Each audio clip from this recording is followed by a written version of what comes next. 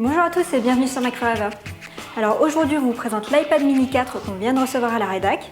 Apple ne s'est pas étendu sur cette tablette pendant ses keynotes, pourtant il y a plein de nouveautés. L'année dernière on avait été un peu déçus parce que la seule vraie nouveauté sur l'iPad mini 3 c'était Touch ID.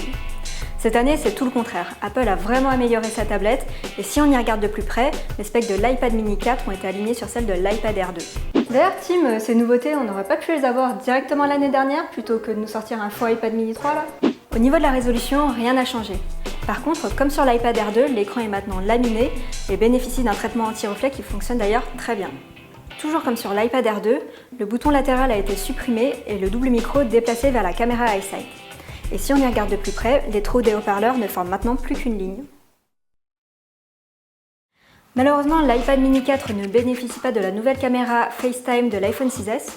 Par contre, son appareil photo passe de 5 mégapixels à 8 mégapixels, ce qui est plutôt bienvenu puisque l'iPad mini est plus facile à transporter que l'iPad Air.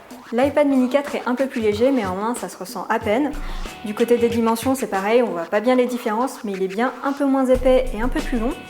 Du coup, ça veut dire qu'on pourra plus réutiliser ses anciennes coques. Du coup, il faudra acheter une nouvelle coque et cette année, il y a une petite surprise. La Smart Case qui entourait entièrement l'iPad a perdu son rabat, ce qui permet de mettre une Smart Cover dessus.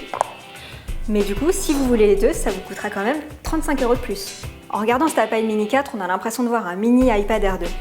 S'il est plus rapide que l'iPad mini 3, il est quand même pas au niveau de l'iPad Air 2, étant donné qu'il n'a qu'une puce A8 contre une puce A8X. En revanche, Apple a eu la bonne idée de doubler la RAM, ce qui est plutôt agréable, mais on reparlera plus en détail des performances dans le test complet. Merci à tous d'avoir suivi cette prise en main, n'oubliez pas de liker la vidéo et de vous abonner en cliquant sur le poney, et nous, on se retrouve sur Mac Forever.